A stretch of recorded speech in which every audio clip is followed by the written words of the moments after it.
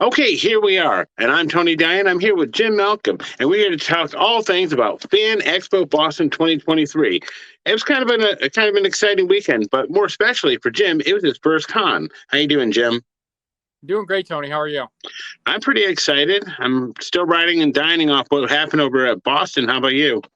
It was amazing, and I'm still recovering from all that walking. Yeah, we walked from the train station to the hotel, and I wear a little step meter, and we averaged about 8 miles a day walking in total. So did a number on our legs, men of a certain age and all that. So tell me, Jim, what was it like your very first con, walking through the doors for the very first time? It was amazing. I couldn't believe how much stuff there was, how much activity. We actually went to the preview as part of the ticket package we got. So Mhm. we got to go in there with minimal crowds. So we were able to walk around and kind of see where we were going to go I back bet. and get stuff the next day. And yeah, it was very cool. It was tired. We were very tired from walking from the train Oh because God, yeah. it was about a mile and a little over a mile to the train station from the hotel. So we were carrying our luggage and lugging it in the street, and we were so excited to be there. We took no breaks on the way to the hotel. Got to the hotel, checked in, and went right to the con. It was right across the street. Yeah. What do you think about the number of vendors? That kind of take you? It did. It did. My only critical feedback for the vendors was I was a little bit overwhelmed with all of the Funko Pops. I like Funko Pops, but I don't really go crazy collecting them. I have a couple, but it seemed like it was Funko Pop overload. It did. It felt like every third booth had like an overwhelming amount of Funko there, and I know they're wildly popular and all, but yeah, it just seemed like quite a bit. You know, what are some of your memorable booths that you remember from the con? There was a toy booth. I'm a huge Game of Thrones fan.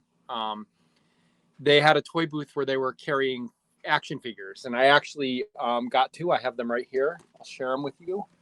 I got Daenerys Targaryen and Arya Stark, and like I psyched that out the first day we were there, and I said I'm going back tomorrow, and I'm buying Tyrion Lannister, Daenerys, and the dragon. Obviously, you see, I didn't get Tyrion because he was gone. Mm-hmm. Easy come, easy go at the con, right? Yeah, if you, one thing I would recommend anybody going for a first time, if you see something and you want it, get it. Don't hesitate. Don't wait till the next day. I agree. I agree. And what about some of the special displays? Like we saw that big one for the 501st, the Star Wars people. They had the whole corner thing with all the costume characters. That was freaking wild. Yeah, and it was great because as every time we walked by, I mean, like you walk around this thing, you see something new every time you walk around. For sure. Um, Artist Alley was amazing, and when we went in, we walked up Artist Alley, we took a right, and the Star Wars stuff was there, and they were doing cosplay, and the cosplay was amazing. Oh God, Every time I walked by there, they were wearing something different. There was different character there. There was sand people, there was Jawas, there was stormtroopers, Mandalorians. It was incredible. It really was, and you felt like every time you walk around, there's a new character doing a rotation or shift of a new character. Oh, look, Boba Fett's there now, and yeah, the two R2D2s there, the pink and the blue one, and the R2D2 that moved. I mean, incredible. It was actual like R2D2 beeping and like rolling around in circles. Obviously, it was like remote control or something, but it was yeah, it was like dancing a couple of times too. Yeah, I like the Jawas; they were hilarious. The Jawas were cool. The Sand People were cool. I don't know if you saw the Sand People. I don't remember seeing them. They were there Saturday afternoon. No. Okay. I was walking around. You were doing your book thing, looking for your books. And I was like walking around just in awe. It was so incredible. Yeah. And you mentioned Artist Alley before. That's always fun to go down. I like going down Artist Alley, especially when they're indie artists, not necessarily well known. I mean, I got to meet Bob McLeod, so that was cool. He was an artist on the New Mutants titles in the 80s, for those of you who are familiar with his work. But I like seeing some of the indie artists and seeing their work. Yeah. I got a very cool, it's hanging up. I don't want to touch the phone and turn it, but I got a very cool Game of Thrones print that the artist actually had at his booth. And a little funny story. I was looking at it and I said, how much is this? And he told me how much it was. And it was a set of 3. You could get, I think I paid $20 for it, but you could get the set for 60. And I was cheap. And I very limited wall space because of all of my other stuff. Sure, sure. But the picture itself, the one that I took off out of the box and looked at, I was going to buy it, but he said, "Oh, we can do better than that." He pulled me out a fresher copy that was much more fresh, robust, colors, contrast. The other one was faded, so he was very good about that. Yeah, he was very, very nice. Okay, so another thing I do at cons, I like to collect cards from different booths and stuff. Just because I might want to look them up later. Because I got one from the Open Vault Collectibles. They have like a lot of great figures. Hopefully, it's going to turn out well. If not, I'll put up a screenshot of it. Yeah, it looks good. Yeah, but yeah, they had a lot of nice figures, and you can custom order anything. If it wasn't there, you can ask them, you can order it, and that's great. Then we have artist Ken Wheaton.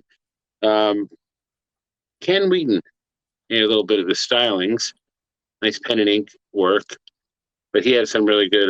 He had some good flat out artwork and stuff like that too. So that's why I took that one. And then I met this girl. She's doing the neatest thing. She has a comic book called The Turned. And what she was doing then, she's actually trying to cross promote. So she's doing a comic book. This basically, I believe, it's like 10,000 years or something like that in the future, or there's a future thing, and there's a team there trying to stop the zombie horde, as part if I remember correctly. But she had themed teas that went with some of the characters and events in the comics. I thought that's a nice idea of cross promotion because it made me remember her. It's like, oh, I'm going to remember you now. And full and truth, she's going to be on the show someday. I'm going to have her on for an interview. But that was really neat with the tea and the coffee. Yeah, I thought it was neat. And then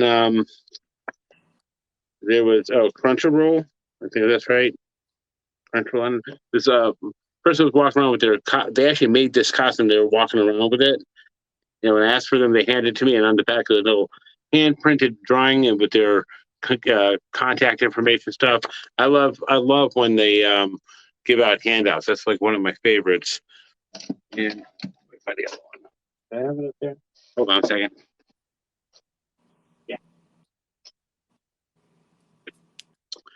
Yeah, I love when they give handouts because when we were standing in line waiting to get in, the first people behind us, they're doing Fallout cosplay from the video game, and I asked if I could take their picture, and I did. And what they did after, they handed me this cool pin, which is it's a Nuka-Cola, which is from the game, but it's actually on a pin. And I was like, "Are you kidding me? You're a cosplayer, you're giving out swag? That's awesome! I love that." That was just like the coolest thing. I like I said, like same thing with this guy who gave me the free thing. I was like, that's really cool. So yeah, I mean, that was just some of the ones I like picking up little cards because, like I said, if I get bored or something down the line and want to check something out, I can take those home with me and check them out, which is kind of the point of them. But just something I like to do at cons. Speaking of which, what did you think about seeing all the cosplayers for the first time? Thought the cosplay was amazing. I got so many cool pictures of the cosplay, and you're welcome to steal them from me if you want to use them in this. But yeah, send me some. The red carpet was incredible. The red carpet event. We went to the Star Wars one. Star Wars meetup, yeah. The Star Wars meetup. It was awesome. And one thing is, like, I'm a Halloween guy, and I think next time I'm gonna come up with something comfortable to wear and do like a slight cosplay of myself because it's just it looked like they were having so much fun. It was very hot, and you could tell people were dying in these costumes, but they were living their best. Yes, they were. I mean, did you? I don't think you were there. Were you there for the group of Spider-Men and women, the Spider-Verse setup? No, I didn't. I wasn't there. Yeah. There was like a group of like 12, Spider-Men there, and they just kept gathering around this one little kid when it started, and eventually I was doing it, and some of the other Spider-Men were like calling all the Spider-Men as we saw him come down. Like, "Hey, you Spider-Noir, get over here!" And we just kept piling them on as many as we could. Then we got some, variant Spider-Mans, like some women who were dressed up as variant Spider-Man, and it's like it was fun. They were just having a blast. They didn't know each other, but they're having fun in the spirit of the con, right? Yeah. there was one guy dressed up as Venom, and it was like the Oh, the one coolest with the costume. wings, and you see his eyes right through Oh, the mouth. Ooh, it was so yeah, amazing. it's very, very cool. And you can tell people put a lot of effort into these costumes. It's not like they go to Spirit Halloween and buy a costume. Some of these costumes were homemade, No, I mean, and they were really, really accurate. yeah, like 90% of them are homemade for sure, because it's really taken off. People take the care and the time to actually make them as close as they can to the franchise they love so much, right? So they can go and show it off and be a part of that. That's just one of the best parts of it, I think. I cosplay is probably like the second reason I go to a con outside of the comics. Yeah, yeah. Well, for me, it's all I'm all about the merch. Oh, I love the toys too if I find something good. Because the one thing I couldn't find, Wanda. Yeah, I was looking for a Wanda, Buster statuette or something. They artwork. Couldn't find any. And they had one action figure, and it was like a 6-inch action figure, but it wasn't Elizabeth Olsen. It was comic book accurate. And I saw that one. Yeah. But I was like, nah, I got action figures. I want a bust, It was a little pricey too. Yeah. Yeah, it was a little pricey. But yeah, so no Wanda, no Joy. But the other thing I wanted to ask you too is, like, did you see merch you never even thought existed? Yes. Yes. Take you by surprise? Yeah, it did. It did. And yeah, it was like just so much stuff. It was so overwhelming. There was a Loki wood cart cut out. And I was thinking about going and getting it, but again, I'm running out of real estate down here. You have to do what I do. Is I pile stuff in my closet and just take out what I want to display. It's like, I've got too much. Yeah. But yeah, I mean, the only other thing that I have to say is, like, there was like not a lot of loose action figures. Like, yeah, there was like, I went to one vendor that had 2 bins of loose action figures. And I bought a Flash. I bought the Flash because I don't have the Flash. Oh, that's right. Yeah, I mean, like, next year we want to try Terrificon, and I'm hoping to have more of that loose merch type of stuff, just to kind of fun through to fill in your. Cause you really, at this point, you just want to fill in your collection with certain things, And yeah, because I have a small DC shelf because I'm Marvel all the way. But I like some of the DC heroes, and I needed to complete the Justice League, so I got the Flash. And that's cool. Amazing. Yeah. For me. So what was the best place in Boston that you had dinner at when we were there? I forgot the name of the Tony C's, was it? Yeah, Tony C's. I got it. I think he was a baseball player. Yeah. So let me know in the comments. I think that's him, but yeah. So we were kind of struggling where to eat. We didn't have the best lunch on Saturday. Yeah, we'll get to that one. Yeah. That's a whole other episode. Yeah. But so we were exhausted. We went back to the hotel. We took a swim in the pool, got dressed, walked to dinner, and we had dinner at Tony C's. There were 2 other restaurants around there that we had checked the menu, and we were like, oh, let's go here. The first place needed reservations, and they had no reservations open. Right. And the other place had a 90-minute wait, was it? Or 45-minute wait? 45-minute wait or so. Oh, an hour wait. And I was like, no. Yeah. And we spotted Tony C's, and it was a sports bar. So I was like, I don't know what we'll get in there. So we went in. They took us right away. They sat us down. Less than 7 minutes after coming in, we had a drink in our hand. And then, like, I think another 10 minutes, we had our food. We were basically in there for maybe 35 minutes, and we were on the way back to the hotel. Yeah, because like within 21 minutes of arriving, or 18 minutes of arriving, we got our food. Yeah. Industry standards 15 minutes, but man, they nailed it. They were busy. I mean, they were slammed. Unbelievable. If anybody goes to Boston, it's on the seaport. It's on in the seaport, and get the kale salad. The kale salad was incredible. Yeah, I mean, I have to imagine all the draft beers are good too, because the one I had was really good. Yeah. What did you have? Do you have the pumpkin one? Is that what you had? No, I had an IPA. I had an IPA.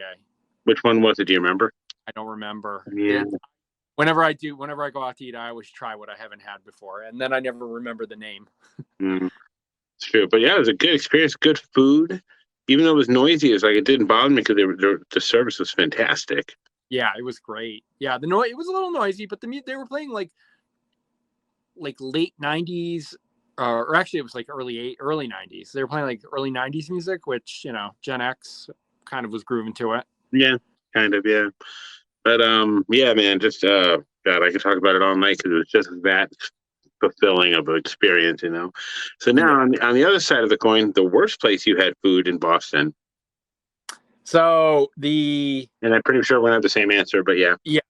So there was at the convention center, they had like a big dome tent set up on the lawn, and that was part of the hotel. It was part of the hotel. Oh, okay, I forgot the name of the place. It was Lawn. It's called Lawn on the D. Yeah, Lawn on the D. It's because we were on D Street, so yeah. We were actually going to go get a sandwich at a little sandwich shop up the street, but we went in there and it was like standing room only, and we were like, let's try the Lawn on the D. So we went over there, and there was no line at the registers and where you order your food. So we got our food. I mean, we got our tickets to get our food. They give you a number, and I think I was 425 and you were 430. They were calling 200s.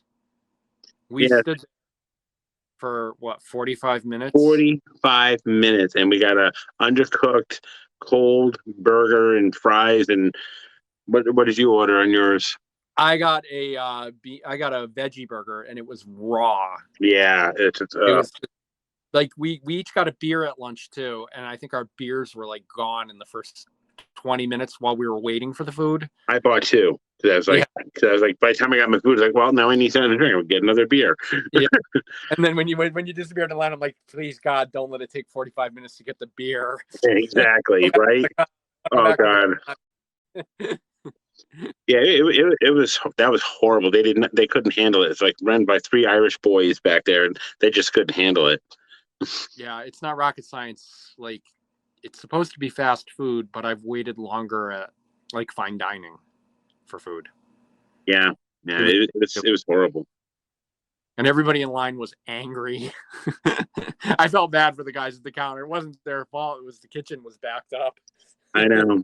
And then don't want to go into too much, but if you're at the Aloft Seaport in Boston, don't order a drink from their bar inside the hotel. Oh my God. It's just pricey. So no. Yeah. No. Don't get the $18 mojito. Yeah, pretty much. I mean, the hotel is nice, but man, Jesus. I don't know if that's common for Boston, because everywhere else we paid for drinks and stuff is a lot cheaper. Yeah. You know? Yeah. How many places did we go that we had draft? We got draft beer every night for dinner. For the two places we had dinner. Okay, that's right. The Irish pub was the first night. Yeah. Yeah, and I can't remember. Did we go get a beer at some point? We might have gone to get a beer. The first day we were tired, like an hour and a half into the preview. We were like, yeah, you want to grab a cold beer and then re-energize and go back? I'm like, yeah, let's do that. Couldn't find a draft beer anywhere. Ended up going to the Brazilian Steakhouse and having a beer there. They were nice there, though. They were nice. Yeah. You got to give it to them. They were nice there. I had a Sam Adams, so I was in Boston. Yeah. When you're in Boston, have a Sam Adams. And they gave us some of the free appetizer thingies, those little cheese ball thingies. Oh, my God. Cheesy poofs. Cheesy poofs. They were so good. Yeah, they were. Yeah, it was good. It was great. It was good. And then getting back to the con, after the booth and after the cosplay and after the merch, what's really staggering is because you always find something new at the con, right? Like I love the whole section where they had vehicles from the movies. You know, they had like the Ghostbuster car was there. I was like, and they had the DeLorean. The guy let me go in there with my camera and take video from inside the cockpit. I mean, I'm gonna do a whole video on just the cars, but it's just like, wow. They had a speeder bike from Return of the Jedi also. I think I missed that one. I saw the Batmobile. I didn't see the Batmobile. The only vehicle I saw the DeLorean, and I saw the Ghostbusters car. It's funny because where the DeLorean was, the Batmobile was right behind it. Yeah, I don't know how I missed that. Yeah. And then around the corner, they had the Jurassic Park vehicles. Oh, I didn't even see those. And they had a Dilophosaurus out there right next to the car. How did I miss that? Same way I missed the speeder bike. Oh, no, wait. I do remember the speeder bike now. It's right around the corner from the Jawas. How did I miss that? Now I'm disappointed because I love Jurassic Park. I know it's a cool setup. I have video of it. You can see it when I post a video. Eventually, soon. A little busy.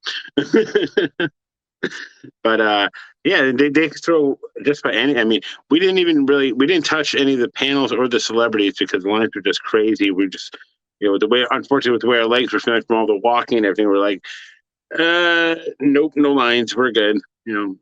I saw Peter Weller from RoboCop from a distance, and that was my celebrity experience, and I was good with that. Yeah, I saw Tara Strong from a distance. I was happy.